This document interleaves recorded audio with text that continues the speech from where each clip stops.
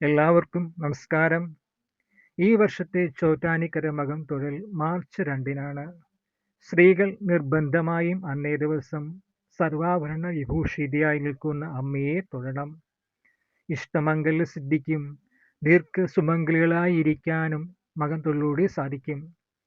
അമ്മയെ മാത്രം മനസ്സിൽ സങ്കല്പിച്ച് അമ്മേ നാരായണ, ദേവി നാരായണ, ലക്ഷ്മി നാരായണ, ഭദ്രേ നാരായണ എന്ന നാമം ജപിച്ചാൽ മാത്രം മതി. നമ്മുടെ ഏതാഗ്രഹവും സാധിക്കും. ഈ നാമമാണ് അമ്മയ്ക്ക് ഏറ്റവും പ്രിയം. ശരീരശുദ്ധി, മനഃശുദ്ധി എന്നിവയോടുകൂടി വേണം മകം തൊഴാൻ പോകാൻ. ഇങ്ങനെ പോയി അമ്മയെ മനമുരുകി വിളിച്ചാൽ അമ്മ വിളി കേൾക്കും. സർവ സൗഭാഗ്യങ്ങളും ലഭിക്കുക തന്നെ ചെയ്യും. നമ്മൾ ഒന്നും പറയേണ്ട അമ്മയോട്, എല്ലാം അമ്മയ്ക്കറിയാം. നമുക്ക് വേണ്ടത് അമ്മ തരുക തന്നെ ചെയ്യും. അന്നേ ദിവസം കീഴ്ക്കാവിൽ ഭഗവതിയും പോയി തൊഴണം. സാധിക്കുമെങ്കിൽ പവിഴമല്ലി തറയിലെ നെയ് ദീപം തെളിയിക്കുക. അവിടെ ആണ് അമ്മയുടെ ആദ്യ പ്രതിഷ്ഠ ഉണ്ടായിരുന്നത്.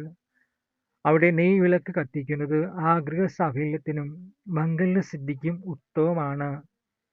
എല്ലാവർക്കും മേൽക്കാവിൽ ഭഗവതിയുടെയും കീഴ്ക്കാവിൽ ഭഗവതിയുടെയും അനുഗ്രഹം ഉണ്ടാകട്ടെ എന്ന് ആത്മാർത്ഥമായി പ്രാർത്ഥിക്കുന്നു.